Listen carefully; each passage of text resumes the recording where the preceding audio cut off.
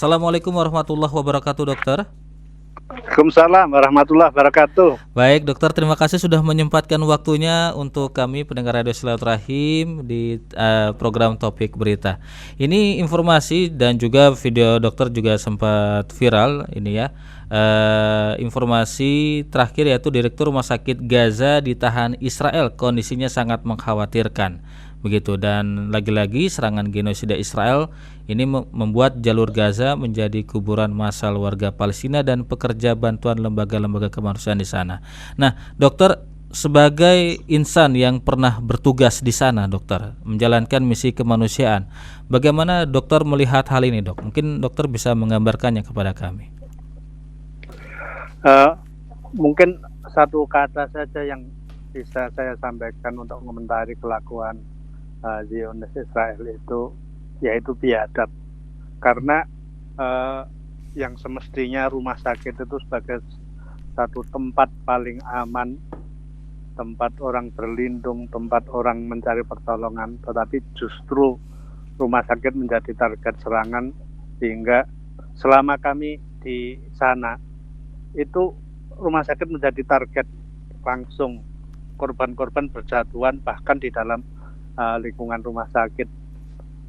Jadi saya tidak bisa berkomentar lain kecuali satu kata itu, biadab, sungguh biadab.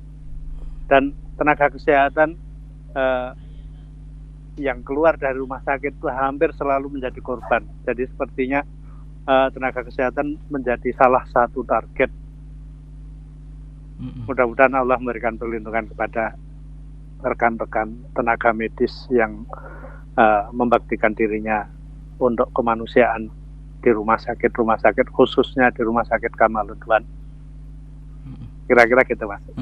Baik, ini kan bukan hanya tenaga medis tapi juga jurnalis juga menjadi sasaran dari militer Israel. Kemudian kita juga melihat banyaknya warga sipil di sana, dok, yang juga menjadi korban. Dia kebanyakan adalah wanita dan anak-anak. Selama dokter menjalankan misi kemanusiaan di Palestina, apa yang dokter rasakan dan bagaimana ketegaran dan keteguhan hati bangsa Palestina ini, dok, dalam menghadapi cobaan ini?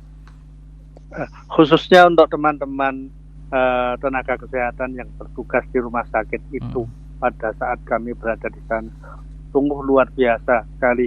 Saya jadi malu kadang-kadang menjadi tenaga kesehatan yang sehari-hari bertugas di sana. Tenaga kesehatan itu nyaris tidak berbayar. Mereka kerja siang malam tanpa mengenal lelah dengan segala risiko, dan imbalannya adalah ikut menumpang di rumah sakit, ikut makan di rumah sakit.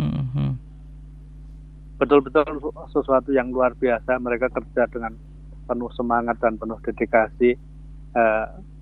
Tidak peduli itu namanya perawat, dokter spesialis yang masih beberapa orang masih bertahan di sana. Dan terakhir berita yang kami terima, ada seorang dokter umum yang selama dan sebelum kami kerja di sana itu melaksanakan fungsi sebagai dokter bedah. Dokter Mahmud sudah syahid menghadap Allah dengan penuh kemuliaan. Mudah-mudahan Allah muliakan dia, insya Allah. Amin. Amin.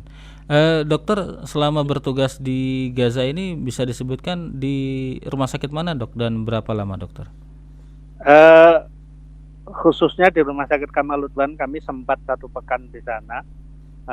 Sebelum pada hari ke-6 kami dievakuasi paksa oleh tentara Zionis untuk meninggalkan dengan ancaman rumah sakit akan dihancurkan, sehingga kami tim EMT 6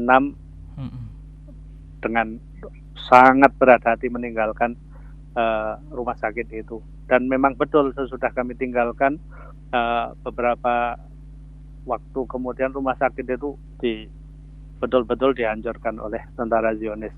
Kami di Gaza 2 bulan. 1 bulan pertama di Gaza City, yaitu di Rumah Sakit Public Health Hospital dan Rumah Sakit Al-Shifa. Kemudian sesudah 6 kali percobaan yang gagal untuk masuk ke Gaza Utara, kami berhasil masuk ke Gaza Utara hanya dengan baju yang melekat di badan, dan ternyata di sana 1 minggu kemudian kami dievakuasi paksa. Untuk seterusnya 3 minggu kemudian kami kembali melaksanakan tugas di Gaza City, yaitu di Public Aid Hospital dan Rumah Sakit Ashifa. Kalau ini kan fasilitas medis di sana atau fasilitas kesehatan di sana akibat serangan ini kan runtuh, Dok. Ini bagaimana cara penanganan pasien-pasien yang ada di sana, dokter?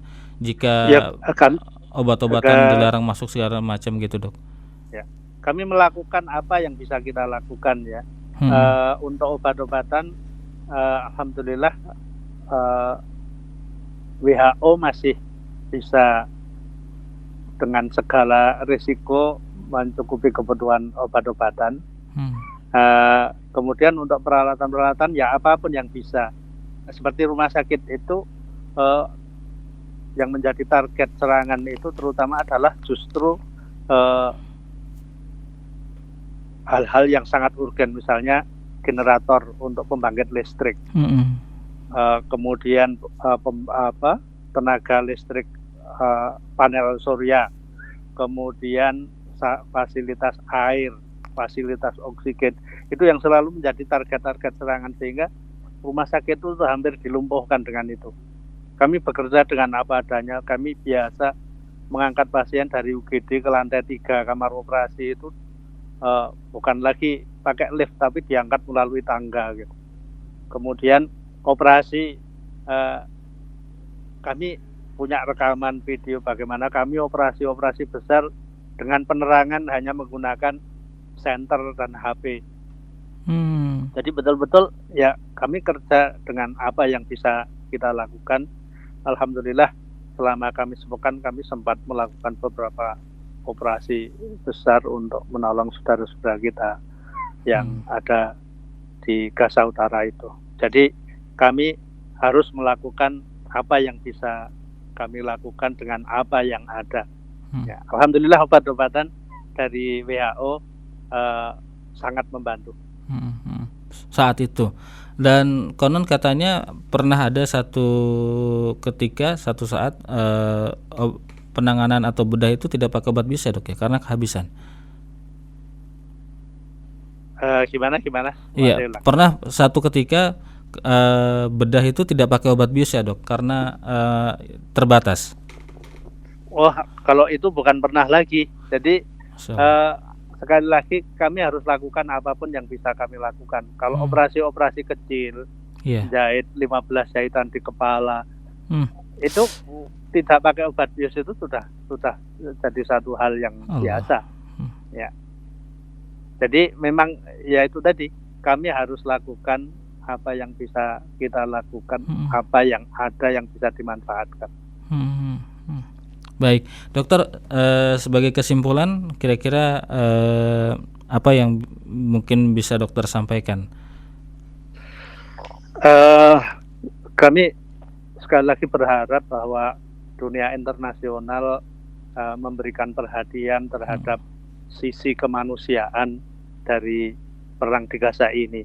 Bagaimana rumah sakit, tenaga medis itu mestinya harus dilindungi agar mereka bisa memberikan pertolongan kepada para korban yang ada. Dunia internasional harus bergerak, karena kalau tidak, profesi tenaga medis, rumah sakit menjadi satu hal yang sangat tidak aman. Dan sampai sekarang korban sudah berjatuhan banyak sekali. Mudah-mudahan ini menjadi perhatian internasional, dan secara khusus sekarang Direktur Rumah Sakit Kamaludwan Dr. Husam masih ada di penjara Israel dengan tuduhan yang sama sekali tidak beralasan, dalam kondisi yang sangat memprihatinkan. Mudah-mudahan Allah berikan kekuatan kepada beliau dan Allah selamatkan beliau, Allah muliakan beliau, insyaallah. Amin. Amin ya rabbal alamin. Terima kasih Dr. Nugroho atas perbincangannya di pagi hari ini. Assalamualaikum, dokter. Waalaikumsalam warahmatullahi wabarakatuh.